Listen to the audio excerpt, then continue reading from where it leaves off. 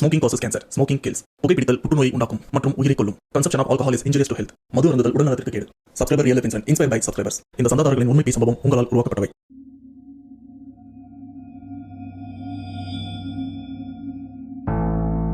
என் பேர் குமார். நான் என் ஃபேமிலியோட மலேசியாலையும் தங்கி அங்கேயே வேலை பார்த்துட்டு இருக்கேன். ஆனால் நான் மலேசியா ரொம்ப வருஷமாக ஆகுது. என்னதான் நான் மலேசியா வந்தாலும் என்னோட பூர்வீகம் எல்லாமே தமிழ்நாடு தான். ஆனால் மலேசியாவில் எங்களுக்கு சின்னதாக ஒரு பிரச்சனை நடந்தது. அந்த பிரச்சனையோட விளைவாக எங்கள் குடும்பத்துக்கே ஒரு பெரிய ஆபத்தும் நெருங்கி வந்தது. இதனால் இதுக்கப்புறம் நம்ம மலேசியாவில் இருக்க வேண்டாம், நம்ம சொந்த ஊரான தமிழ்நாட்டுக்கே போயிடலாம் அப்படின்னு நானும் இந்தியாவில் இருக்கிற தமிழ்நாட்டுக்கும் வரலாம் அப்படின்னு அதுக்குண்டான ஏற்பாடெல்லாம் பண்ணிட்டு இருந்தேன். சரி, அங்கே போகிறதுக்கு முன்னாடி நாம் அங்கே ஏதாச்சும் விவசாய நிலம் வாங்கி அங்கேயே ஒரு வீடு கட்டி அங்கேயே நம்ம வாழ்க்கையை வாழலாம் அப்படின்னு ஒரு சில இடம்லாம் பார்த்துட்டு இருந்தேன். அதில் ஒரு தோப்பும் கிடைச்சது. அந்த நிலமும் ஒரு நல்ல ரேட்டுக்கும் கிடைச்சது. அதை வாங்கிட்டு என் குடும்பத்தோட நான் தமிழ்நாட்டுக்கும் வந்துட்டேன். ஏன்னதான் மலேசியாவில் பிரச்சனை, குடும்பத்துக்கே ஆபத்துன்னு கிளம்பி சொந்த ஊரான தமிழ்நாட்டுக்கு வந்தான். தமிழ்நாட்டிலையும் நான் வாங்கின அந்த நிலத்துல ஒரு பெரிய பிரச்சனை மறுபடியும் என் குடும்பத்தை அடிக்க காத்துட்டு இருந்தது அப்படின்னு நம்ம சப்ஸ்கிரைபரில் ஒருத்தர் அவர் லைஃப்பில் நடந்த மிகப்பெரிய சம்பவத்தை நமக்கும் ஷேர் பண்ணியிருக்காரு. அதை பற்றி தான் இன்னைக்கு நாம தெளிவாக பார்க்க போகிறோம். அதுக்கு முன்னாடி இந்த மாதிரி பேய் சம்பவம் உங்கள் லைஃப்பில் நடந்திருக்கா? அப்படி நடந்ததுன்னா அதை நீங்கள் என்கிட்ட ஷேர் பண்ணணும்னு நினச்சிங்கன்னா டிஸ்பிளேல தெரியுற இந்த வாட்ஸ்அப் நம்பருக்கு உங்கள் லைஃப்பில் நடந்த அந்த பேய் சம்பவத்தை ஒரு வாய்ஸ் நோட்டாக எனக்கு நீங்கள் ஷேர் பண்ணுங்க. அப்படி நீங்கள் ஷேர் பண்ணது உண்மை சம்பவம் உண்மையிலே தெரியுங்க, கண்டிப்பாக நம்ம சேனலில் போஸ்ட் பண்ணுறேன். ஸோ ஒரு பேசாமல் வீடியோவில் போகலாம். நீங்கள் நம்ம சேனல் புதுசாக மறக்காம சேனல் சப்ஸ்கிரைப் பண்ணுங்க, பெல் பட்டன் கிளிக் பண்ணுங்க. இப்போ நம்ம வீடியோவில் போகலாம்.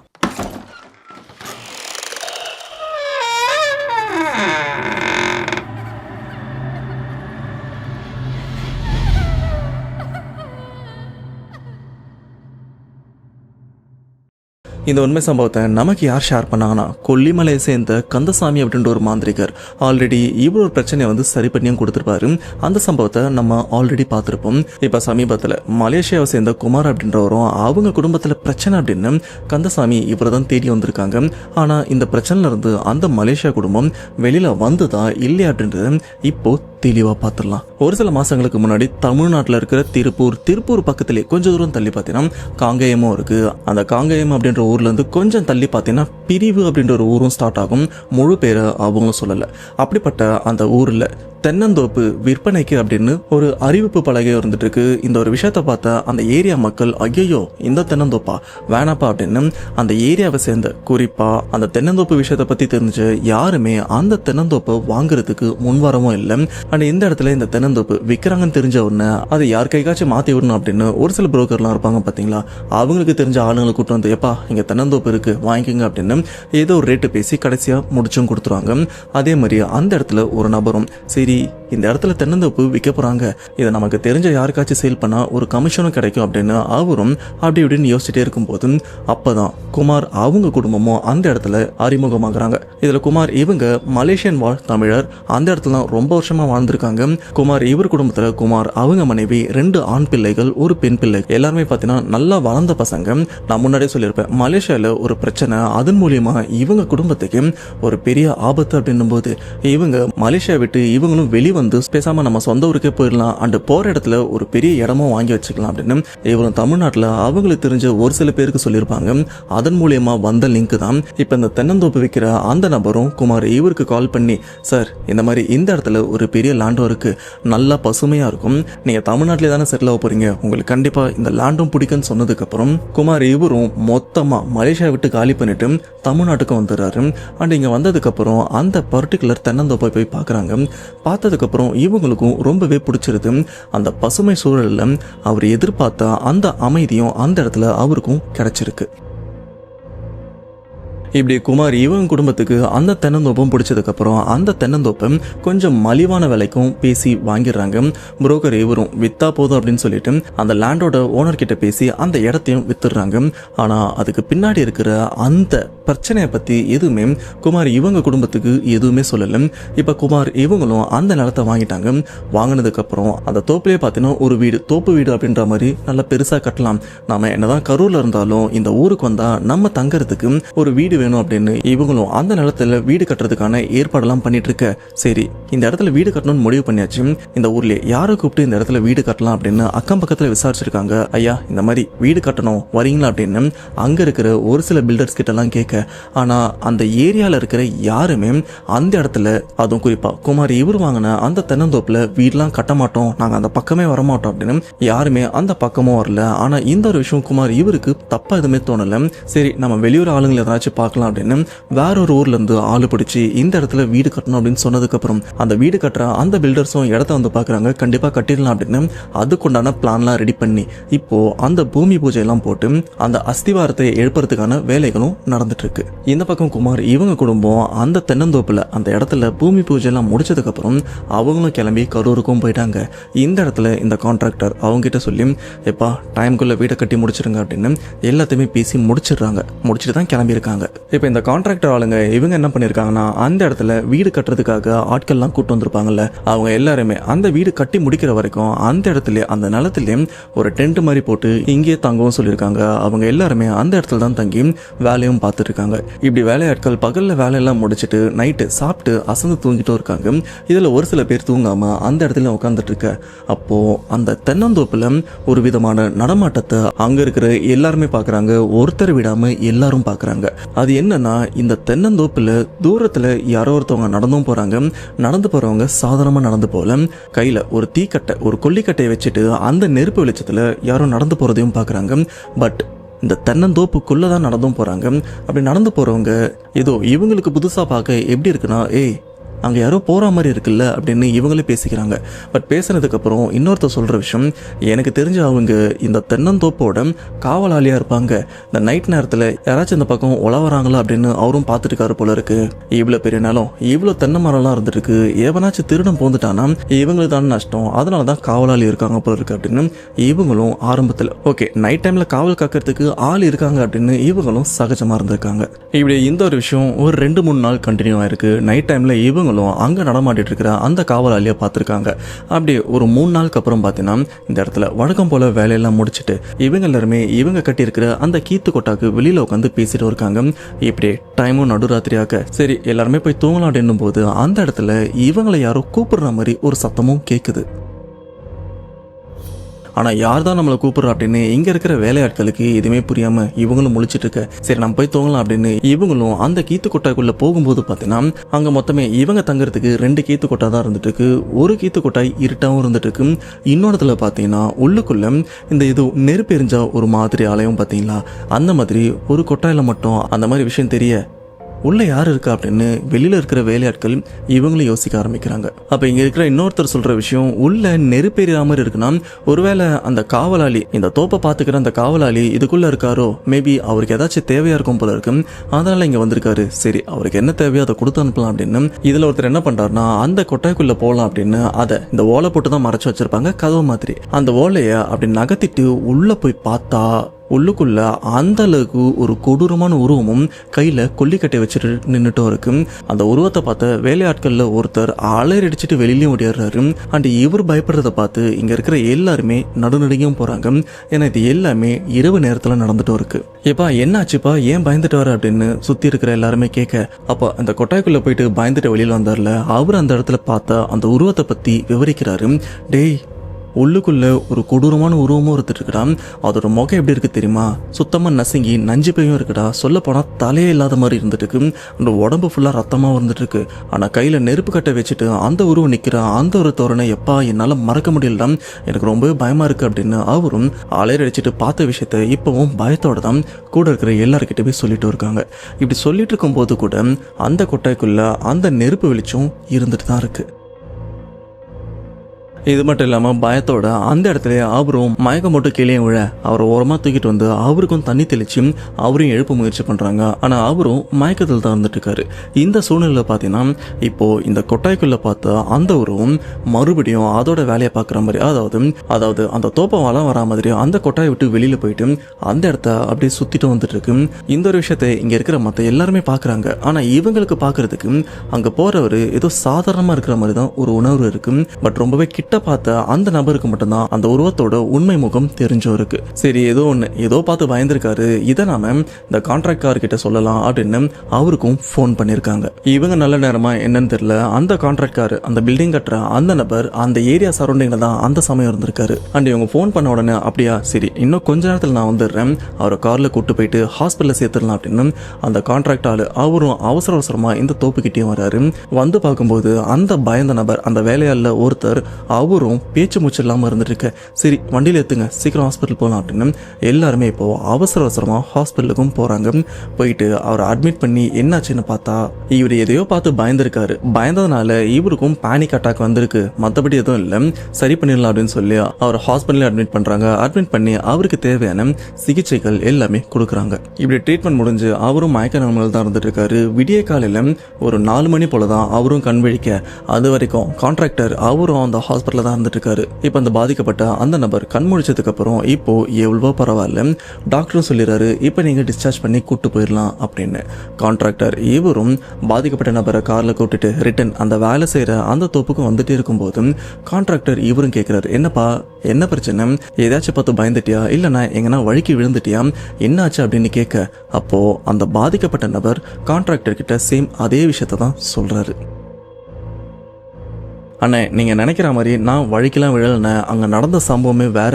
நாங்கள் இந்த இடத்துல வேலை செய்ய வந்ததுலேருந்து அந்த தோப்புக்குள்ள ஏதோ ஒரு நபர் கையில் நெருப்பு கொல்லிக்கட்டையை வச்சுட்டு அந்த இடத்துல அங்கேயும் இங்கேயும் சுற்றிட்டு இருந்தாரு. ஆரம்பத்தில் பார்த்தா நாங்கள் இந்த லேண்டோட ஓனர் ஏதோ அந்த இடத்துக்கு காவலாளி வச்சிருக்காரு அப்படின்னு தான் நினச்சோம். இப்படி ஒரு 2-3 நாளும் போயிருக்கு. அதுக்கப்புறம் நாங்கள் வேலையெல்லாம் முடிச்சுட்டு வழக்கம் போல் எங்கள் கொட்டாய்க்குள்ளே போயிட்டு தூங்கலான்னும் போது அப்போது அந்த கொட்டாயிலிருந்து ஒரு சத்தமும் கேட்டுது. யார் அது, யார் அங்கே இருக்கா, வெளியில வா அப்படின்னு யாரோ கூப்பிடுற மாதிரியும் சத்தம் கேட்டுது.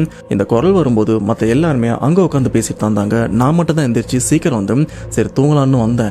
அப்போதான் எனக்கும் அந்த குரல் கேட்டது, யார் அது உள்ள, யார் அது அப்படின்னு யாரோ என்னை கூப்பிடுற மாதிரி இருந்தது. பட் நான் அந்த கொட்டாய்க்கு வெளியில தான் இருந்தேன். ஆனால் அந்த கொட்டாய்க்குள்ள யாரோ நெருப்பை பிடிச்சிட்டு இருக்கிற மாதிரி இருந்தது. அப்போ எனக்கு தோணுன விஷயம், இந்த காவலாளி தான் இங்கே வந்திருப்பாரு அப்படின்னு நானே யோசிக்கும் போது, யார் அது, வெளில வரீங்களா இல்லையா, இவ்வளோ நேரம் கூப்பிடலாம் அப்படின்னு மறுபடியும் அந்த ஒரு சத்தம் கேட்க, இந்த சத்தம் கேட்ட உடனே நான் என்ன பண்ணேன்னா உள்ள யார் இருக்கா அப்படின்னு செக் பண்ணுறதுக்காக அந்த ஓலை ஒதுக்கிட்டு உள்ள போய் பார்த்தா நான் பார்த்த உருவம் இப்ப கூட என் கண்ணை விட்டு போகல. சொல்ல போனா அங்க நின்ன அந்த உருவத்தோட உடம்புல தலை இல்லை.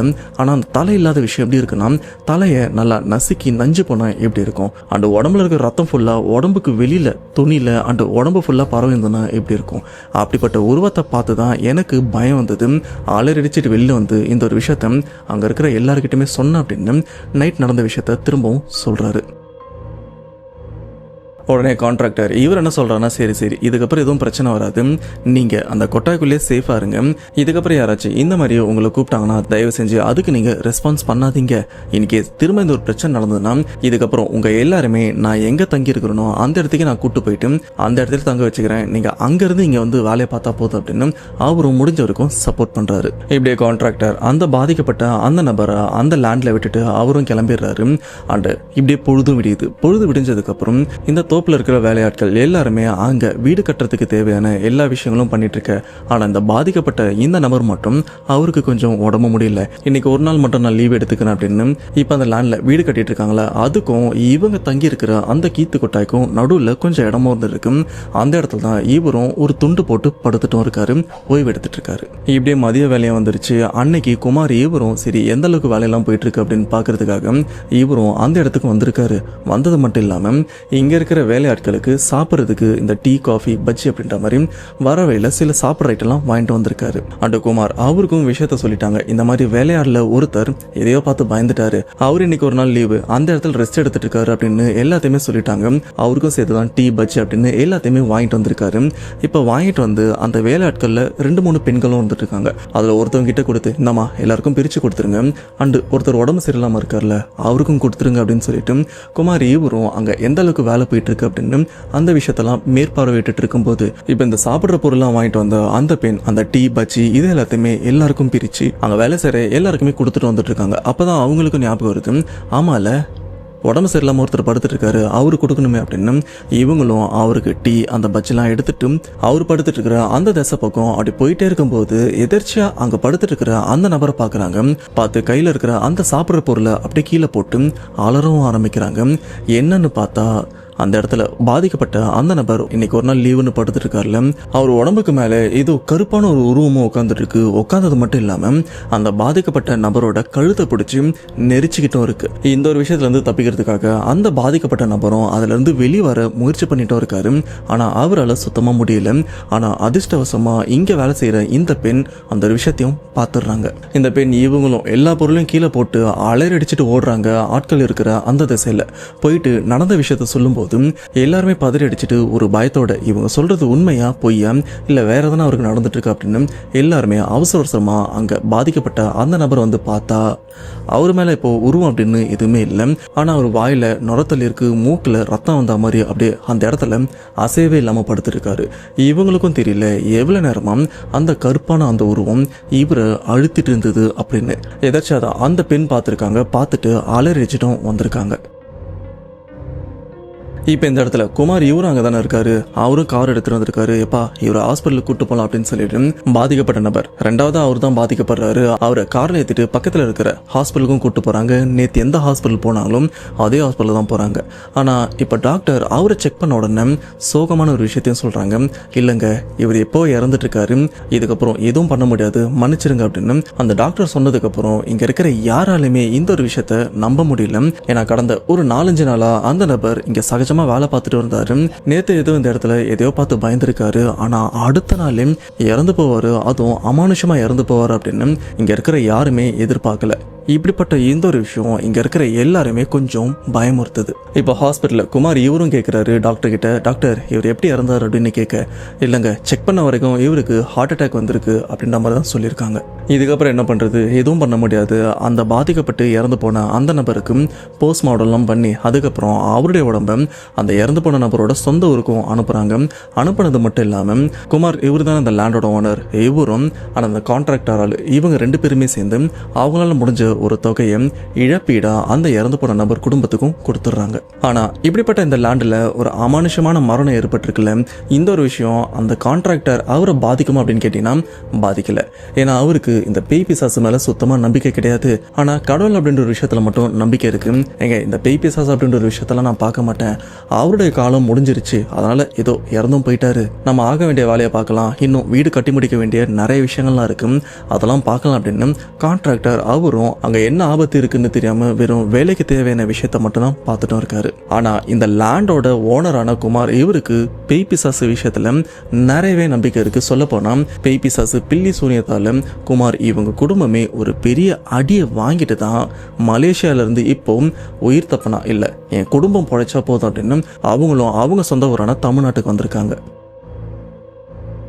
அப்படி குமார் அவங்க குடும்பத்துக்கு உண்மையிலே மலேசியாவில் என்ன பிரச்சனை நடந்தது, அதுவும் மலேசியாவை விட்டு உயிர் பழைச்சா போகுது அப்படின்னு எதுக்காக இவங்க தமிழ்நாட்டுக்கு வரணும், அதோட பின்னணி என்ன அப்படின்னு இப்போ தெளிவாக பார்க்கலாம். நான் ஆரம்பத்திலே சொல்லியிருப்பேன், குமார் இவருக்கு 2 பசங்க ஒரு பொண்ணு இருந்திருக்காங்க. இதில் 2 பசங்க மூத்த பசங்க, பொண்ணு இவங்க தான் கடைசி. இந்த பசங்கள்லேயே மூத்த பையன் ஒருத்தர் இருக்காரு பார்த்தீங்களா, அவங்க மலேசியாவில் ஒரு பொண்ணை பார்த்து பழகி காதலிச்சிருக்காங்க. காதலிக்கிற விஷயம் பையன் இவங்க வீட்டுக்கு ஓகேன்னு தான் இருந்துட்டு இருக்கு. ஆனால் பொண்ணோட குடும்பத்துக்கு இந்த ஒரு விஷயம் சுத்தமாக விருப்பமும் இல்லை. இது மட்டும் இல்லாம அந்த பையனுக்கும் பொண்ணோட குடும்பத்துக்கும் ஏதோ பிரச்சனை நடந்திருக்க போல இருக்கு. இதோட எதிரொலியா பொண்ணு வீட்டில் இருக்கிறவங்க என்ன பண்ணிருக்காங்கன்னா, இந்த பையனை ஏதாச்சும் பண்ணணும், ஏதாச்சும் என்ன இவனை போட்டே தள்ளிடலாம், ஆனா நம்மளா இந்த ஒரு விஷயத்த முன் வந்து பண்ணக்கூடாது, இதை நாம ஏன் இந்த மாந்திரிகம் தாந்திரிக விஷயத்தை வச்சு இதை நாம பண்ணக்கூடாது அப்படின்னு காதலிச்ச அந்த பையன் குடும்பத்துக்கு ஒரு பெரிய விதமான சூனியம் ஏவலை ஏவி விட்டுறாங்க அந்த பையனை கொல்றதுக்காக. இப்படி அந்த சூனியத்தை ஏவி விட்டதுக்கு அப்புறம் அன்னைக்கு அந்த பையன் அவங்க வீட்டில் ஏதேதோ அமானுஷமான விஷயம், ஃபர்ஸ்ட் அந்த பையன் ஒரு விஷயத்த ஃபீல் பண்ணியிருக்கான். அமானுஷமான விஷயத்தையும் அங்கே இங்கன்னு உருவம் இருக்கிறத அந்த பையன் ஆரம்பத்தில் உணர்ந்திருக்கான். ஆனால் அப்போ அதோட அபாயம் என்ன அப்படின்னு அவனுக்கும் பெருசாக தெரியலை. ஆனால் அதுக்கேற்ற மாதிரி ஆரம்பத்தில் அந்த ஒரு விஷயத்தை பற்றி வீட்டில் இருக்கிற யாருக்கிட்டையுமே சொல்லலை. ஆனால் போக போக அந்த பையன் அந்த அமானுஷத்தால் பயந்துருக்கான். ஸோ இதுக்கப்புறமும் சொல்லாமல் இருந்தால் தப்பாயிடும் அப்படின்னு வீட்டில் இருக்கிற அப்பா அம்மா கிட்ட இந்த ஒரு விஷயத்த சொல்ல. ஆனால் ஆரம்பத்தில் மற்ற பேரண்ட்ஸ் மாதிரி இவங்களும் நம்பாம தான் இருந்திருக்காங்க. அப்போ அப்போ அப்பா அம்மா யோசிச்ச விஷயம் என்ன தெரியுமா, நடா எரும மாடு வயசாகுது, இன்னமும் இந்த பேய் பிசாசுன்னு வளரிட்டு இருக்கேன், அதுக்கெல்லாம் போய் பயந்துட்டு இருக்கு அப்படின்னு அவங்களும் அந்த ஒரு விஷயத்த கொஞ்சம் துச்சமாக தான் பார்த்துருக்காங்க. ஆனால் இந்த ஒரு விஷயம் வீட்டில் இருக்கிற எல்லாருமே ஒரு லெவலுக்கு அப்புறம் உணர்றாங்க. அது என்னன்னா, பகல் நேரத்திலே இவங்க வீட்டில் இருக்கிற பொருட்களாக இருக்கட்டும், மற்ற விஷயங்களாக இருக்கட்டும், அந்த இடத்த விட்டு கலையிறது, அந்த பொருட்களை யாரோ கோவத்தோட தூக்கி அடிச்சா எப்படி இருக்கும், அந்த மாதிரி அந்த வீட்டுக்குள்ள நிறைய அசம்பாவிதங்களும் நடந்துட்டு வந்திருக்கு. ஆனால் அப்பவும் குமார் இவர் ஏதாச்சும் முன்னெச்சரிக்கை ஏதாச்சும் பண்ணாரான்னு கேட்டீங்கன்னா அப்போ கூட எதுவுமே பண்ணலை. இப்படி அன்னைக்கு ஒரு நாள் இந்த குடும்பத்தில் இருக்கிற அம்மா அப்பா அண்ட் தம்பி தங்கச்சி இவங்க 4 பேருமே ஷாப்பிங் அப்படின்னு வெளியிலயும் போயிருக்காங்க. அண்ட் வெளியில போகும்போது இந்த லவ் பண்ண பையனையும் கூப்பிட்டுருக்காங்க. டே வெளியில போறோம் அண்ட் வெளியில தான் இன்னைக்கு சாப்பாடு, அப்படியே சாப்பிட்டு வந்துடலான்னு சொல்ல, பட் லவ் பண்ண இந்த பையனும் இல்லை நான் கொஞ்சம் தனியா இருக்கணும், நான் வீட்டிலே இருக்கேன்னு சொல்லிட்டு அவரும் வீட்டிலே இருந்திருக்காரு. ஸோ மற்ற குடும்ப ஆட்கள் எல்லாருமே வெளியிலயும் போயிட்டு இருக்காங்க. வரதுக்கு நைட்டு 11:30 ஆகுது. இப்படி எல்லா வேலையும் முடிச்சுட்டு தான் குமார் அவங்க குடும்பம் வீட்டுக்கும் வர, ஆனால் வீட்டுக்கு வந்து அவங்க பார்க்குற அந்த ஒரு விஷயம் அவங்க இதய கூட்டே வந்து சுக்குநூறாக நொறுக்குது. அப்படி அந்த வீட்டில் என்னதான் பார்க்குறாங்கன்னு பார்த்தீங்கன்னா, லவ் பண்ணுற அண்ணன் இருக்கார்ல, இவர் தனியாக தானே விட்டு போனாங்க, தனியாக விட்டு போனாங்கன்னு சொல்கிறத விட அண்ணன் இவர் நான் தனியாக இருந்துக்கிறேன், அமைதி வேணும் அப்படின்னு அவரும் வீட்டில் இருந்தார்ல, அப்படிப்பட்ட அண்ணன் இப்போது அமானுஷமான முறையில் வீட்டில் தூக்க மாட்டி தொங்கிட்டு வந்திருக்காரு. உடம்புல உயிர் எந்த அசைவுமே கிடையாது, ஆல்ரெடி இறந்துட்டாரு. இப்போ இவங்க பையன் என்ன காரணத்தினால இறந்து போனார் அப்படின்னு இவங்களுக்கும் சுத்தமாக ஐடியா இல்லை. ஒருவேளை இந்த லவ்வாக தான் இருக்கும் அப்படின்னு அவங்களும் நினச்சிட்டு இருக்காங்க. சரி இதுக்கப்புறம் என்ன பண்ணுறது அப்படின்னு அவரை நல்லபடியாக அடக்கமும் பண்ணி முடிக்கிறாங்க.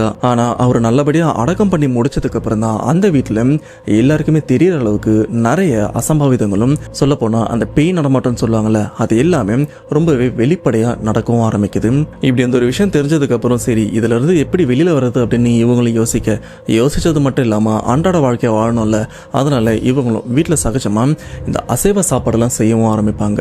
இப்போ அசைவ சாப்பாடு செஞ்சு கிச்சனில் தானே இருக்கும், செஞ்சு முடிச்சுட்டு இவங்களும் கொஞ்சம் ரிலாக்ஸாக, குறிப்பாக குமார் அண்ட் அவங்க மனைவி டிவி பார்த்துட்டு இருக்கும்போது கிச்சனுக்குள்ளே யாரோ இருக்கிற எல்லா சாப்பாட்டையும் போட்டு ஒரு கோவத்தோட ஒரு வெறியோட சாப்பிட்டா எப்படி இருக்கும், அந்த சாப்பிட்ற அந்த ஒரு விஷயம் அப்படின்லாம் சவுக்குன்னு கடிச்சு ஒரு மாதிரி வெறியோட சாப்பிட்டா எப்படி அந்த சத்தம் நம்ம காது கூசும், அந்த மாதிரி தான் இவங்களுக்கும் கேட்டிருக்கு. அப்போ குமார் அவங்க மனைவி 2 பேருமே யோசிக்கிற விஷயம் என்ன, கிச்சனில் யாரோ சாப்பிட்ற மாதிரி இருக்கு, பசங்க 2 பேர் இங்கே தான் இருக்காங்க, ஒருத்தன் இல்லை, நம்ம இங்கே இருக்கும்போது யார் அங்கே சாப்பிட்றா அப்படின்னு இவங்களுக்கும் ஒரு கேள்வி எழுது. ஒருவேளை பூனை ஏதாச்சும் சாப்பிடுதான்னு யோசிச்சா கூட பூனை சாப்பிட்டா சாப்பிட்ற சத்தம் கூட தெரியாது. என் பூனை ரொம்பவே சைலண்டாக வந்து தான் எல்லாத்தையும் சாப்பிட்டு போயிடும். ஆனால் இங்கே எல்லா விஷயமும் வெளிப்படையாக நடந்துட்டு இருக்கு. சரி யாருன்னு போய் பார்க்கலாம் அப்படின்னு குமார் அவங்க மனைவி என்ன பண்ணுறாங்கன்னா அங்கேருந்து சைலண்டாக எழுந்திரிச்சு கிச்சன் கிட்டே வராங்க.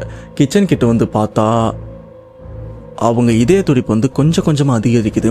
ஏன்னா குமார் இவங்க மனைவி பார்க்குற அந்த ஒரு நேரமும் அந்த கிச்சனில் இருக்கிற அந்த ஏதோ ஒன்று இவங்களை பார்க்குற நேரமும் கரெக்டாக இருந்திருக்கு. குமார் இவங்க மனைவி அங்கே இருக்கிற அந்த ஒரு விஷயத்தை பார்த்து அப்படியே பேச்சு மூச்சு இல்லாமல் இருந்துட்டு இருக்காங்க. ஏன்னா அந்த கிச்சனில் ஒரு கரிய உருவமும் இருந்துட்டு இருக்கு, கண்ணு மட்டும்தான் தெரியுது, மற்ற எல்லாமே பார்த்தீங்கன்னா அந்த அளவுக்கு கருப்பாக இருந்துட்டு இருக்கு. அப்படிப்பட்ட அந்த உருவம் தான் அங்கே இருக்கிற சாப்பாட்டை ஒரு கோவத்தோட ஆத்திரத்தோட வெறியோட எடுத்து அப்பி சாப்பிடணும் இருக்கு. கடைசியாக குமார் அவங்க மனைவியோ ஐயோ அப்படின்னு சொல்லிட்டு அந்த இடத்துல மயங்கியும் கீழே விழுந்திருக்காங்க. இவங்க ஐயோன்னு கத்தினா அந்த ஒரு சத்தமும் கீழே விழும்போது தும்முன்னு விழுந்திருப்பாங்களே அந்த ஒரு சத்தமும் கேட்டு அவங்க கணவர் பசங்க எல்லாருமே வந்து என்னாச்சு அப்படின்னு கிச்சனில் வந்து பார்க்குறாங்க. கிச்சனில் வந்து பார்க்கும்போது அம்மா கீழே விழுந்தோ இருக்காங்க. அந்த கிச்சனில் வேற எந்த உருவமோ அந்த சமயமும் இல்லை. ஆனால் கிச்சனில் சாப்பாடு சிந்தி கலைஞ்சி அப்படி ஒரு மாதிரி செதறியும் இருக்கு. சரி இதெல்லாம் இப்போ பார்க்கறதுக்கு நேரம் இல்லை, ஃபர்ஸ்ட் அம்மாவை ஹாஸ்பிட்டலுக்கு கூட்டு போகலாம் அப்படின்னு அவங்களையும் அவசரமாக ஹாஸ்பிட்டலுக்கு போறாங்க. அந்த ஹாஸ்பிட்டல் கூட்டு போயிட்டு ட்ரீட்மெண்ட் கொடுத்த உடனே அவங்களும் சுயநினைவுக்கு வந்துடுறாங்க. வந்ததுக்கு அப்புறம் அம்மா கிட்ட கேட்குறாங்க, அம்மா என்னாச்சுமா, ஏன் ஐயோன்னு கத்தன, என்னாச்சு அப்படின்னு கேட்க அம்மா இவங்களும் பார்த்த விஷயத்த அவங்களுக்கு விவரிக்கிறாங்க. ஆனால் இந்த ஒரு விஷயத்த கேட்ட கணவர் குமார் இவருக்கும் பெருசாக நம்பிக்கை இல்லை. என்ன இவ வளர்றா, உருவத்தை பார்த்தலாம் சொல்கிறா, எம்மா நீ உருவத்தெல்லாம் பார்த்துருக்க மாட்டோமா, வேற ஏதாச்சும் பார்த்துருக்க போற, மற்றபடி ஒன்றும் இருக்காது அப்படின்னு அவரும் சொல்ல அவரும் இந்த ஒரு விஷயத்த அந்த சமயம் நம்பாம தான் இருந்திருக்காரு. இப்போ டாக்டரும் வராங்க. டாக்டர் என்ன சொல்கிறாங்கன்னா ஒரு நாள் பெட் ரெஸ்ட் எடுக்கட்டும், அதுக்கப்புறம் சரியாயிரும், அதுக்கப்புறம் நீங்கள் டிஸ்சார்ஜ் பண்ணிங்க அப்படின்னு சொன்னதுக்கப்புறம் இப்போ பையன் பொண்ணு இவங்க 2 பேருமே அம்மா கூட இருந்துருக்காங்க. அப்போ கணவரான குமார் இவர் என்ன சொல்கிறாருன்னா நீங்கள் 2 பேருமே அம்மாவை பார்த்துங்க, நான் வீட்டுக்கு போயிட்டு அம்மாவுக்கு தேவையான துணியெல்லாம் எடுத்துகிட்டு வந்துடுறேன், சில பொருள்லாம் இருக்குது எடுத்துகிட்டு வந்துடுறேன் அப்படின்னு இவரும் பசங்க எல்லாருமே ஹாஸ்பிட்டலில் விட்டுட்டு இவரும் கிளம்பி வீட்டுக்கும் போகிறாரு. வீட்டுக்கு போகிறது நைட் டைமில் தான் போகிறாரு. இவரும் கார் எடுத்துகிட்டு இவரோட வீட்டுக்கு வந்துடுறாரு. காரை ஓரமாக பார்க் பண்ணிவிட்டு இப்போ இவங்க வீட்டு கதவு கிட்ட வந்து கதவை திறக்கலான்னு போது பூட்டின வீட்டுக்குள்ள யாரோ சண்டை போடுற மாதிரி சத்தமும் கேட்குது. 2 பேரும் இருந்துட்டு இருக்காங்க. அது மட்டும் இவருக்கும் நல்லா தெளிவாக தெரியுது. ஏன்னா 2 பேர் சேர்ந்து சண்டை போட்டால் அந்த சத்தம் அவங்க பேச்சு சத்தம் எப்படி இருக்கும், கத்துற மாதிரி அந்த மாதிரி சத்தம் தான் இவருக்கும் வீட்டுக்கு வெளியிலையும் கேட்க கொஞ்சம் பதறியும் போறாரு. என்னடா இது, பூட்டி வச்ச வீட்டுக்குள்ள ஏதோ சத்தம் கேட்குது அப்படின்னு இவரும் ரொம்பவே பதட்டத்தோட அந்த சாவியை போட்டு கதவை திறந்து பார்த்தா இவங்க வீட்டு ஹாலில் இருக்கிற எல்லா பொருளும் கலைஞ்சும் இருக்கு. சோஃபாவாக இருக்கட்டும், டிவியாக இருக்கட்டும், அங்கே சைடில் டேபிள் எல்லாமே கலைச்சு போட்டிருக்காங்க. அண்டு வீடே வந்து ரணக்கொடூரமாக இருந்துட்டு இருக்கு. என்னடா இது இப்படி கலைஞ்சிருக்கு அப்படின்னு இவரும் ஒரு இடமா பார்க்குறாரு. எந்த இடம் போனாலும் எல்லா பொருளும் கலைஞ்சுதான் இருக்கு. கிச்சனுக்கும் போய் பார்க்குறாரு. கிச்சனில் இவங்க சமைச்சு வச்சிருப்பாங்கல்ல எல்லா சாப்பாடும் அந்த கிச்சன் சதறியும் இருக்கு. சொல்ல போனா இதோ நாய்ங்கெல்லாம் சேர்ந்து ஒரு மாதிரி குதறி வச்சா எப்படி இருக்கும் அந்த மாதிரி அந்த கிச்சனே பார்க்கறதுக்கு ஒரு மாதிரி அருவருப்பாகவும் இருந்திருக்கு. இப்போ கிச்சனை விட்டு தாண்டி ரூம் கிட்ட ஏதோ சத்தம் கேட்கறத குமார் இவரும் நோட் பண்றாரு. அந்த சத்தம் எப்படி இருக்குன்னா ஏதோ 2 பேர் சண்டை போடுற மாதிரி இருக்கு. அதுல ஒரு சத்தம் மட்டும் குமார் இவருக்கு ரொம்பவே பழக்கப்பட்ட குரல் மாதிரி இருந்துட்டு இருக்கு. இந்த ஒரு குரல், இந்த கத்துற சத்தம் வந்து எனக்கு ரொம்பவே பரிச்சயமான குரல் மாதிரி இருக்கு. ஆனா இன்னொரு குரல் யாருதுன்னு தெரியல அப்படின்னு இவரும் ஒரு பதட்டத்தோட அங்க இருக்கிற அந்த ரூம் கிட்ட போறாரு. போயிட்டு அந்த ரூம் கதவை திறந்து பார்த்தா அந்த ரூம்குள்ள 2 உருவங்களும் இருந்துட்டு இருக்கு. ஒரு உருவம் இவருக்கு ரொம்பவே சொந்தமான ஒரு உருவம், அது யாருமே இல்லை. சமீபத்தில் இவங்க பையன் மாந்திரிகத்தால இறந்து போனார்ல தூக்குமாட்டி, அந்த பையனோட ஆன்மா இந்த சைடு இருந்துட்டு இருக்கு. அப்படியே பையனுக்கு பக்கத்தில் பார்த்தீங்கன்னா கருப்பான ஒரு உருவம். இந்த உருவத்தை தான் குமார் இவங்க மனைவியும் பார்த்து அலறி அடிச்சுட்டு இப்போ ஹாஸ்பிட்டலில் அட்மிட் ஆயிருப்பாங்க. இப்போ அந்த 2 உருவமும் தான், இப்போ அந்த 2 ஆன்மாவும் தான் அந்த வீட்டுக்குள்ள பயங்கரமாக சண்டை போட்டுக்கிட்டும் இருக்கு. இதில் கருப்பான அந்த ஒரு உருவம் குமார் இவங்க பையனோட ஆன்மா இருக்குல்ல, அந்த ஆன்மாவை பயங்கரமாக அடித்து கீழே தள்ளி அந்த ஆன்மாவோட கழுத்தில் காலை வச்சு எந்திரிக்க முடியாத அளவுக்கு தடுத்தும் நிறுத்திட்டு இருக்கு. இதை பார்த்த குமார் இவருக்கும் பயங்கரமாக பதறியும் போகுது. ஏன்னா அவங்க பையன் ஆன்மாவானதுக்கு அப்புறம் கூட ஏதோ வேற ஒரு ஆன்மா கூட சண்டை போட்டுட்டு இருக்கானே, அதுவும் அடி வாங்கிட்டு இருக்கானே அப்படின்னு அவருக்கும் ரொம்பவே கஷ்டமாகவும் இருக்கு. அப்போ அடி வாங்கிட்டு இருக்கிற குமார் அவங்க பையனோட ஆன்மா சொல்ற விஷயம், அப்பா தப்பிச்சு போயிருங்க, இதுக்கப்புறம் இங்கே இருக்காதீங்க, இங்கே இருந்தீங்கன்னா உங்கள் உயிருக்கு தான் ஆபத்து, எல்லாமே கை மீறி போயிடுச்சு, இதுக்கப்புறம் இங்கே இருக்காதீங்க, இந்த இடத்த விட்டு போயிருங்க, தப்பிச்சிருங்க அப்படின்னு இதே ஒரு விஷயத்தை தான் குமார் அவங்க இறந்து போன பையனோட ஆன்மாவும் சொல்லிட்டு இருக்காரு. உடனே அப்பாவான குமார் இவர் என்ன பண்றாருன்னா துணியை கூட எடுக்காம அந்த இடத்த விட்டு அறக்க பறக்க வெளியில ஓடுறாரு. அந்த வண்டியை அவசரமா எடுத்துட்டு மறுபடியும் அந்த வீட்டை விட்டு ஹாஸ்பிட்டலுக்கும் போயிடுறாரு. இப்போ ஹாஸ்பிட்டலுக்கு ரொம்பவே பதட்டத்தோட போன அப்பா இவரும் அங்க இருக்கிற பசங்க மனைவியெல்லாம் பார்க்க பசங்க இவங்களும் சுதாரிச்சிடறாங்க. அப்பா என்ன ஒரு மாதிரி பரபரப்பா வந்திருக்காரு, கையில அம்மாக்கு தேவையான துணி கூட இல்லையா அப்படின்னு அவர்கிட்டையும் போயிட்டு அப்பா என்னாச்சு அப்படின்னு கேட்க, இல்லை அதெல்லாம் ஒன்றும் இல்லை அப்புறமா பேசலாம் அப்படின்னு இவரும் கொஞ்சம் ஆஸ்வாசப்படுத்திட்டும் இருக்காரு. இதுக்கப்புறம் இவர் மனசில் யோசிக்கிற விஷயம் எப்படி இதை நாம சரி பண்ணுறது அப்படின்னு அவரு யோசிச்சுட்டு இருக்கும்போது தான் அவருக்கு தெரிஞ்ச ஒரு மாந்திரிகர், மலேசியாவில் வந்து போமுன்னு சொல்லுவாங்க, அந்த போமுவை பற்றி அவருக்கும் ஞாபகம் வருது. சரி இவர் கால் பண்ணி கேட்டால் இந்த விஷயத்தை பற்றி தெரியும், இதில் வந்து நாம வெளியில் வந்துடலாம் அப்படின்னு அவருக்கும் கால் பண்ணி அவரை நேரில் சந்திச்சு இந்த மாதிரி எங்கள் வீட்டில் பிரச்சனை நடக்குது, நீங்கள் தான் என்னன்னு பார்க்கணும்னு சொன்னதுக்கப்புறம் அந்த போமு மாந்திரிகர் அவரும் அந்த சம்மந்தப்பட்ட வீட்டை வந்து செக் பண்ணி பார்க்குறாரு. அப்படி ஆராய்ஞ்சு பார்க்கும்போது தான் அந்த மாந்திரிகர் அவருக்கே தெரியுது, எப்பா உங்கள் வீட்டில் ஒரு ஆன்மாவான ஏவலோட நடமாட்டமாக இருந்துட்டு இருக்கு, இதை அவ்வளோ ஈஸியாக வந்து நம்மளால் சரி பண்ண முடியாது, இதை ஒரு விஷயத்துக்காக ஏவி விட்டாங்கன்னா அது கண்டிப்பாக அந்த விஷயத்தை முடிக்காமல் இந்த இடத்த விட்டும் போகாது, கண்டிப்பாக இது உன் குடும்பத்தை ஏதாச்சும் பண்ணிடும் அப்படின்னு அவரும் நடக்க போகிற விஷயத்தையும் முன்கூட்டியே எச்சரிக்கிறாரு. ஆனால் இந்த ஏவலை யார் வச்சிருக்காங்க அப்படின்னு ஆல்ரெடி குமார் இவருக்கும் தெரியல, தான் பையன் காதலிச்ச அந்த பொண்ணோட குடும்பத்தை சேர்ந்தவங்க தான் அப்படின்னு. ஆனால் அது மட்டும் தான் குமார் அவருக்கும் தெரியும். அவருக்கு தெரியாத இன்னொரு விஷயத்தையும் சொல்கிறாங்க. அது என்னன்னா அந்த பொண்ணோட குடும்பமே இந்த மாந்திரிகம் செய்யற குடும்பம் தான். அதுலயும் இந்த மாந்திரிகத்தை எந்த விதத்திலையும் நல்லதுக்கு பயன்படுத்த மாட்டாங்க, எல்லா விதத்திலையும் கெட்டதுக்காக பயன்படுத்துற ஒரு மாந்திரிக குடும்பத்தை சேர்ந்த பொண்ணு தான் குமார் இவரு காதலிச்ச அந்த பொண்ணு. அப்படிப்பட்ட அந்த பெண்ணுடைய குடும்பம் தான் ஒரு ஆன்மாவோட ஏவல குமார் இவங்க குடும்பத்து மேலேயும் ஏவி விட்டுருக்காங்க. இப்போ குமார் இவரும் அந்த மாந்திரிகிட்ட கேட்குற விஷயம், இந்த பிரச்சனைலேருந்து நாங்கள் வெளியில் வரணும்னா என்ன பண்ணணும், ஏதாச்சும் ஒரு சொல்யூஷன் இருக்கும்ல அப்படின்னு கேட்க, அப்போ அந்த மாந்திரிகர் சொல்கிற விஷயம், இல்லை இது எல்லாமே கைமீறி போயிடுச்சு, இதுக்கப்புறமும் இதுக்கு சொல்யூஷன் வேணும்னா உங்கள் பையனோட ஆன்மா வர வச்சு தான் கேட்கணும், நான் வேணா அவரை வர வைக்கவா அப்படின்னு இவர்கிட்ட அனுமதி கேட்டு இறந்து போன பையனோட ஆன்மா வர வைக்கிறாங்க. வர வச்சதுக்கப்புறம் பையனோட ஆன்மா கிட்டே கேட்குறாங்க இதுக்கு என்ன தீர்வு அப்படின்னு. அப்போ பையனோட ஆன்மா தீர்க்கமாக ஒரு விஷயம் சொல்லிடுறாங்க, இல்லைப்பா எல்லாமே கைமீறி போயிடுச்சு, இதுக்கப்புறம் நீங்கள் இந்த ஊரில் இருக்க வேண்டாம், நீங்கள் பேசாமல் நம்ம சொந்த ஊரான தமிழ்நாட்டுக்கே போயிருங்க, கடல் கடந்து போயிருங்க, இதுக்கப்புறம் இங்கே இருக்காதீங்க, இங்கே இருக்கிற ஒவ்வொரு நேரமும் நம்ம குடும்பத்தில் இருக்கிற யாருக்கோ ஒருத்தருக்கு ஆபத்து, தயவு செஞ்சு இங்கே இருக்காதீங்க அப்படின்னு அதிகப்படியான அளவுக்கு பையனோட ஆன்மாவும் எச்சரிக்கிறாரு. அண்டு நீங்கள் கடல் கடந்து போயிட்டீங்கன்னா இந்த ஆன்மாவால் உங்களை கடல் கடந்து வந்து தாக்கவும் முடியாது, இதுதான் ஒரே வழி. அண்டு இன்னொரு விஷயமும் நீங்கள் பண்ணணும், இங்கேருந்து நீங்கள் நம்ம சொந்த ஊருக்கு போகிறதுக்கு முன்னாடி இந்த வீட்டில் இருந்து சம்மந்தப்பட்ட எந்த பொருளையுமே எடுத்துகிட்டு போகாதீங்க, துணியாக இருக்கலாம் மற்ற பொருளாக இருக்கலாம், எல்லாத்தையுமே இந்த வீட்டிலேயே விட்டுருங்க, இந்த வீடு சம்மந்தப்பட்ட பொருட்கள் எதையுமே கையில் எடுத்துகிட்டு போகாதீங்கன்னு சொன்னதுக்கப்புறம் குமாரான அப்பா இவரும் யோசிக்கிற விஷயம் என்னென்னா, இந்த வீட்டை மொத்தமாக நாம் விற்றுட்டு போயிடலாம் அப்படின்னு அந்த வீடு சம்மந்தப்பட்ட பொருள் எல்லாத்தையுமே விற்றுட்டு அதன் மூலியமாக வர பணத்தை மட்டும் வச்சு தான் அந்த ஊரை விட்டு இவங்களும் கிளம்பி தமிழ்நாட்டுக்கு வந்துடுறாங்க. அந்த தமிழ்நாட்டுக்கு வந்ததுக்கப்புறம் திருப்பூர் பக்கத்தில் இருக்கிற காங்கேயன் அந்த சரௌண்டிங்கில் இருக்கிற அந்த ஏரியாவில் தென்னந்தோப்பு வாங்கி சந்தோஷமாக இருக்கலாம் அப்படின்னு தான் வந்தாங்க. ஆல்ரெடி பேய் பிரச்சனைலேருந்து தப்பிச்சு தான் கடல் கடந்து தமிழ்நாட்டுக்கு வந்திருக்காங்க. இப்போ வந்த இந்த இடத்துலையும் பிரச்சனைன்னும் போது இவங்க எங்கே போவாங்க? இப்போ குமார் இவர் என்ன பண்ணுறாருன்னா, இந்த லேண்டை பற்றின விஷயங்களை இவரும் தெரிஞ்சுக்கிறாரு. அதாவது இதுக்கு முன்னாடி இங்கே என்னென்னலாம் பிரச்சனை நடந்திருக்கு அப்படின்னு எல்லாத்தையுமே தெரிஞ்சு ஒரு அனலைஸ் வந்ததுக்கப்புறம் தான் இவரும் யோசிக்கிறாரு, ஓகே இங்கே பிரச்சனை இருக்குது, நம்ம பிரச்சனை அப்படின்னு வேறு இடத்துக்கு ஓட முடியாது, இதை நாம் சரி பண்ணி இங்கே இருந்துடலாம் அப்படின்னு ஒரு சில மாந்திரிகரை பார்த்து இதுக்குண்டான தீர்வு என்ன அப்படின்னு பார்த்து பேசி அது எல்லாத்தையுமே பண்ணுறாங்க. ஆனால் வர மாந்திரிகர் எல்லாருமே வந்து ஒரு தற்காலிகமான தீர்வு மட்டும் தான் சொல்கிறாங்க, எதுவுமே நிரந்தரமாகவும் கிடையாது. வராங்க ஏதாச்சும் ஒரு தீர்வு பண்ணுறாங்க, காசு வாங்கிட்டு போயிடுறாங்க. ஆனால் கொஞ்ச நாள்லேயே அந்த ஆன்மா வெளியில் வந்து பிரச்சனைகள் பண்ணவும் ஆரம்பிக்குது. குமார் இவரும் யோசிக்கிறாரு, என்னப்பா வரவங்க எல்லாருமே வந்து தற்காலிகமான தீர்வு மட்டும் தான் பண்ணுறாங்க, நிரந்தரமாக எதுவுமே பண்ணலாம் அப்படின்னு இவரும் வருத்தத்தோடு இருக்க, சரி இன்னும் முயற்சி பண்ணி பார்க்கலாம் அப்படின்னு நாமக்கல்ல ஒரு பூசாரியும் இருக்காங்கன்னு இவருக்கும் விஷயம் தெரிய உடனே அவருக்கும் ஃபோன் பண்ணி, இங்கே இந்த மாதிரி பிரச்சனை இருக்குது, நான் ஒரு இடமும் வாங்கினேன், தெரியாதனமாக வாங்கிட்டேன், இப்போ எனக்கு விற்கிறதுக்கும் மனசு இல்லை, நீங்கள் வந்து இந்த பிரச்சனை சரி பண்ணி கொடுங்கன்னு சொல்ல நாமக்கல்ல சேர்ந்த அந்த பூசாரியும் கிளம்பி இப்போ அந்த தென்னந்தோப்புக்கும் வராரு. தென்னந்தோப்பு கிட்ட வந்து பார்க்கும்போது என்னங்க வீட்டு கட்டுற வேலைலாம் போயிட்டு இருக்கு, ஆனால் ஆளுங்க யாருமே இல்லை அப்படின்னு குமார் இவர்கிட்ட கேட்க, இல்லைங்க பிரச்சனைன்னு எல்லாருக்கும் தெரிஞ்சதுக்கப்புறம் வேலை செய்யும் போது மட்டும்தான் அவங்க இங்கே வருவாங்க, வேலை செஞ்சு முடிச்சா அடுத்த செகண்ட் இந்த இடத்த விட்டு கிளம்பி போயிடுவாங்க, பக்கத்தில் ஒரு இடத்துல தான் அவங்களையும் தங்க வச்சிருக்கேன், அவங்க சாப்பிடணும்னா கூட இந்த இடத்துல உட்காந்து சாப்பிட மாட்டாங்க, எல்லாருமே பக்கத்தில் வேற இடத்துல போயிட்டு தான் உட்காந்து சாப்பிடுவாங்க, அந்த அளவுக்கு எல்லாருமே ரொம்ப பயந்துருக்காங்கன்னு சொல்லும்போது இந்த நாமக்கல் சேர்ந்த பூசாரி இவரும் அந்த தென்னந்தோப்பை சுற்றி பார்க்குறாங்க, அங்கே என்னென்ன பிரச்சனை இருக்குது அப்படின்னு அவருக்கும் ஃபுல்லாக தெரிஞ்சதுக்கப்புறம் அவர் சொல்கிற விஷயம், எப்பா இங்கே இருக்கிற பிரச்சனை வந்து கைமீறியும் போயிருக்கு, இதே என்னால் சரி பண்ண முடியாது, ஆனால் இதை கண்டிப்பாக சரி பண்ணக்கூடிய பிரச்சனை தான்.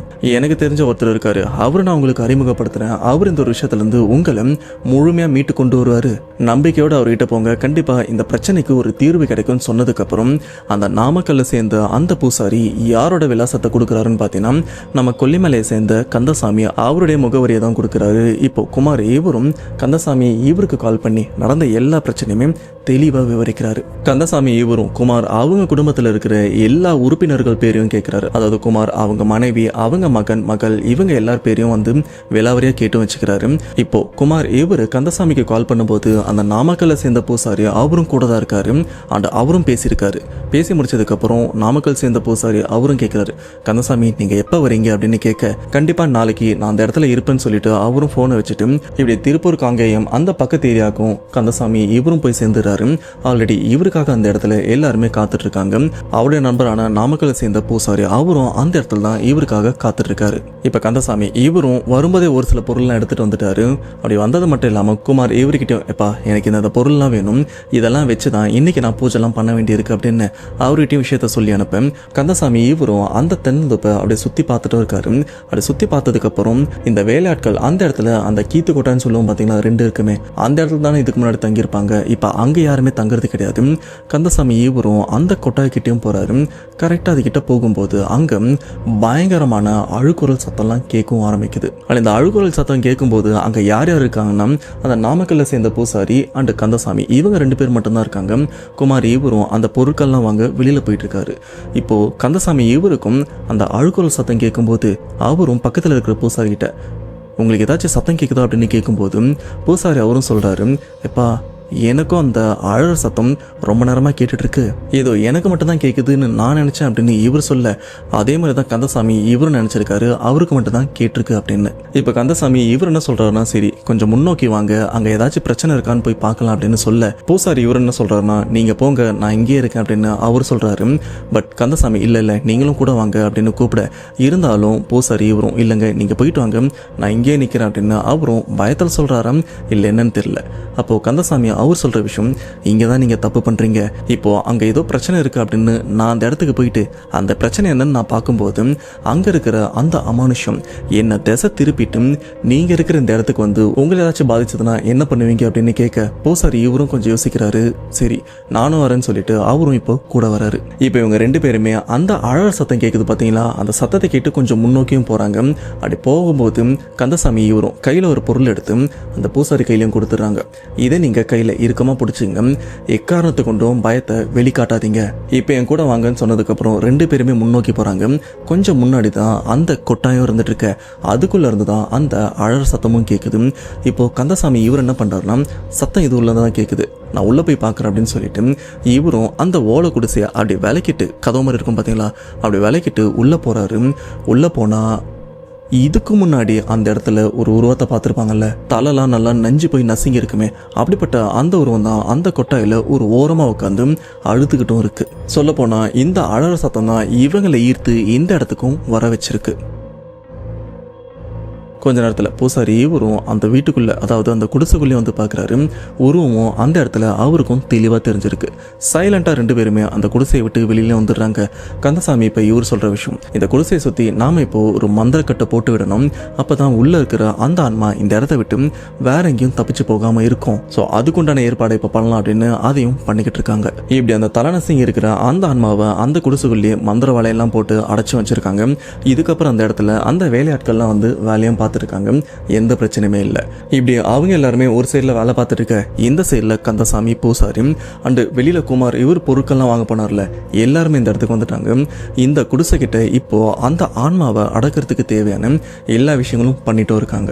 அப்போ அந்த ஆன்மா கிட்ட கேட்குற விஷயம், உனக்கு என்ன பிரச்சனை, எதுக்கு இந்த இடத்துல இப்படி நீ சுத்திட்டு இருக்க, உனக்கு என்ன வேணும் அப்படின்னு எல்லாமே கேட்க, அப்போ ஃபர்ஸ்ட் அந்த ஆன்மா சொல்ற விஷயம், நான் இப்படி தான் இறந்து போனேன் அப்படின்ற விவரத்தை. அது என்னன்னா, இந்த தென்னந்தோப்பு இருக்கு பார்த்தீங்களா, குமார் இவர் வாங்குறதுக்கு முன்னாடி வேற ஒருத்தர் ஓனராக இருந்தார்ல, அப்போ இந்த லேண்டில் கிணறு அப்படின்னு எதுவுமே கிடையாது. சரி இந்த இடத்துல ஒரு கிணறு வெட்டலாம் அப்படின்னு வேற ஒரு ஊர்ல இருந்து ஆட்களெல்லாம் வர வச்சு அந்த இடத்துல பெருசா ஒரு கிணறு வெட்ட தேவையான எல்லா விஷயமும் பண்ணிட்டும் இருக்காங்க. இப்போ கிணறு வெட்டுறாங்கன்னா உள்ள இருக்கிற அந்த மண்ணை வந்து ஒன்று மெஷினை வச்சு வெளியில் எடுப்பாங்க, இல்லைனா ஏதாச்சும் கயிறு கட்டியாச்சு வெளியில் எடுப்பாங்க. அப்படி மெஷினை வச்சு எடுக்கும்போது அந்த கிணத்துக்குள்ள ஏதாச்சும் ஒரு ஆள் இருந்தாங்கன்னா அப்படி அதை சுத்தப்படுத்தி தேவையில்லாத பொருள் எல்லாம் அந்த மிஷின் மூலமா வெளியில் அனுப்புறதுக்கு ரொம்பவே ஈஸியாகவும் இருக்கும். அப்படி தான் இப்போ இறந்து போய் தலை நசுங்கி இறந்து போயிருக்குல்ல இந்த ஆன்மா, அவர் உயிரோடு இருக்கும்போது அந்த கிணத்துக்குள்ள வேலையும் பார்த்துருக்காரு. அந்த மிஷினில் அங்கே உள்ள தேவையில்லாத அந்த கல்லாக இருக்கட்டும் சேராக இருக்கட்டும் ஒரு பெரிய பேக் மாதிரியும் இருக்குது, அதில் கட்டி கயிறு மூலியமா ஒரு மிஷினில் அப்படியே சுற்றி வெளியிலையும் எடுப்பாங்க. அப்படி வெளியில் எடுக்கும்போது பார்த்தீங்கன்னா எதிர்பாராத விதத்தில் அந்த கயிறா இல்லை இரும்பா தெரியல அது அறந்துட்டுருக்கு.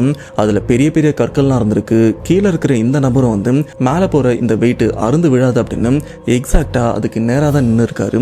இவரோட கெட்ட நேரம் போல இருக்கு, அது அருந்து அந்த பெரிய கல் எல்லாமே எதிர்பாராத விதத்தில் அவர் மேலே தலை மேலெல்லாம் விழுந்து சம்பவ இடத்துல அவரும் இறந்து போயிட்டு இருக்காரு. இப்படி அந்த நிலத்துல அந்த உயிர் போனதுக்கு அப்புறம் தான் அந்த இடத்துல பிரச்சனையாக ஆரம்பிக்குது. ஸோ இப்படி இறந்தவருக்கு வந்து தேவையான விஷயங்கள்லாம் பண்ணி அதை அப்படியே க்ளோஸ் பண்ணிடுறாங்க. அந்த கிணத்தையும் நல்லபடியாக நோண்டியும் முடிக்கிறாங்க. நல்லாவே தண்ணியும் இருந்துட்டு இருக்கு. இப்போ அந்த லேண்டோட பழைய ஓனர் என்ன பண்ணுறாருன்னா தண்ணி எடுக்கலாம் அப்படின்னு அந்த கிணத்துக்கிட்ட தான் வராரு.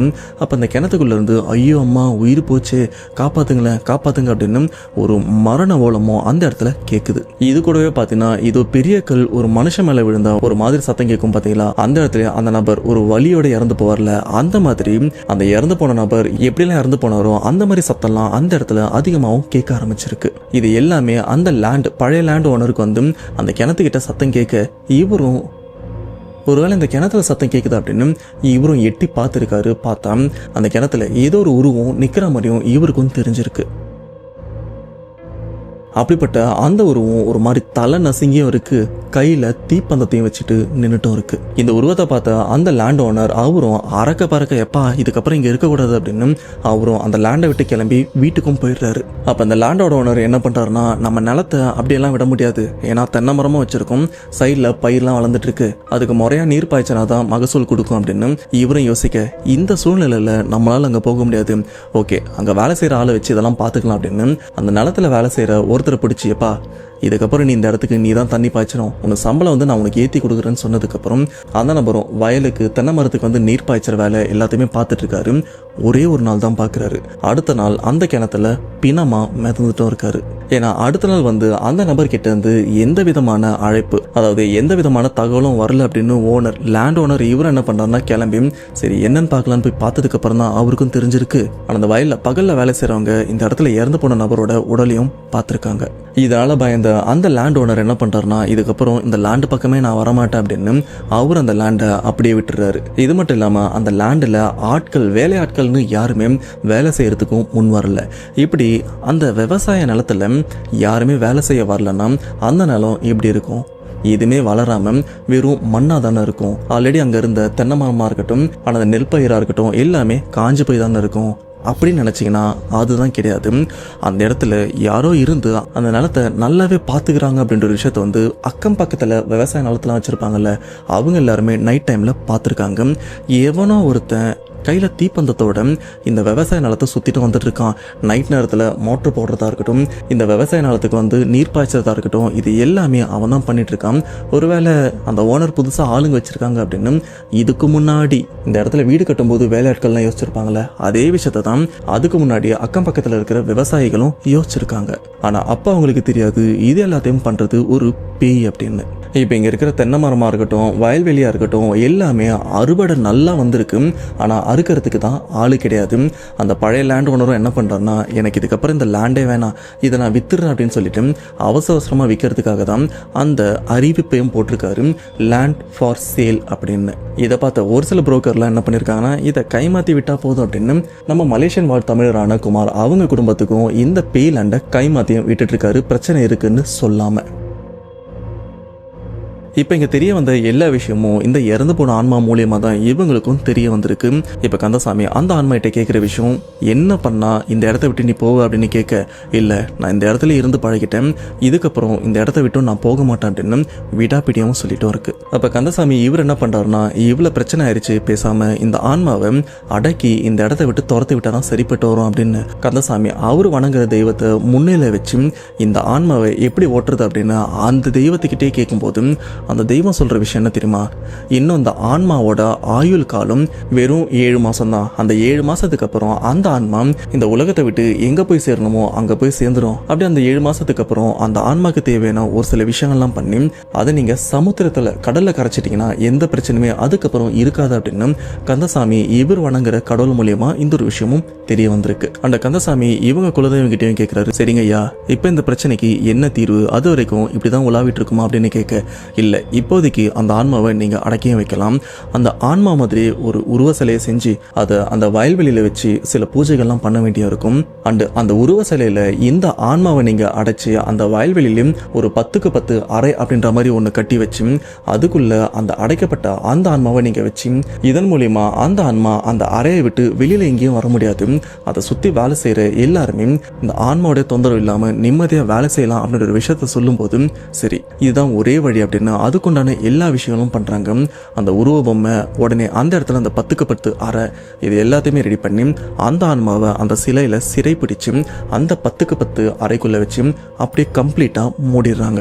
இதோட 7 மாசத்துக்கு அப்புறம் அந்த ஆன்மா போய் சேர வேண்டிய இடத்துக்கும் செந்துரும். அதுக்கப்புறம் நீங்க இந்த இடத்த சுத்தப்படுத்திட்டு வேற எதுக்காச்சும் கூட நீங்க பயன்படுத்திக்கலாம் அப்படின்ற ஒரு விஷயமும் தெரிய வருது. இப்போ அந்த இடத்துல இப்போ இந்த சம்பவத்தை 2025 ஜூலை 20ஆம் தேதி தான் நான் போஸ்ட் பண்ணியிருக்கேன். அண்டு இப்போ அந்த ஆன்மாவை அந்த இடத்துல சிறை பிரிச்சு வச்சு ஒரு சில நாட்கள் சொல்லப்போனா 1 வாரமோ 2 வாரமோ தான் ஆகுது. இன்னும் ஒரு 6-6.5 மாசத்துல பார்த்தீங்கன்னா அந்த ஆன்மா முழுமையா இந்த பூமியை விட்டும் போயிடும். அதுக்கப்புறம் குமார் இவருக்கும் எந்த பிரச்சனையுமே இருக்காது. இவ்வளவுதான் கந்தசாமி இவரும் நம்ம கிட்ட ஷேர் பண்ணியிருக்காங்க. இப்போ குமார் அவங்க குடும்பத்துக்கு எந்த பிரச்சனையுமே இல்லாம ஆல்மோஸ்ட் அந்த இடத்துல அந்த வீடு கட்ட வேண்டிய ஏற்பாடுகள் ஓரளவுக்கு வேலை முடிஞ்ச மாதிரி தான் போயிட்டும் இருக்கு. இதுக்கப்புறம் அவங்க லைஃப்ல எந்த பிரச்சனையுமே இருக்காது, இதுக்கப்புறம் ஹாப்பியா இருப்பாங்க அப்படின்னு பிடிஆர் சார்பா நம்மளும் ப்ரே பண்ணிப்போம். அண்ட் குமார் இவர் லைஃப்ல நடந்த இந்த சம்பவத்தை கேட்கும்போது மலேசியாவிலேருந்து பிரச்சனைன்னு வந்தார், ஆனால் தமிழ்நாட்டிலையும் பிரச்சனைன்னு போது ஸோ அந்த சம்பவத்தை கேட்கும்போது உங்களோட தாட் என்ன மறக்காம கமெண்ட் பாக்ஸில் மென்ஷன் பண்ணுங்கள்.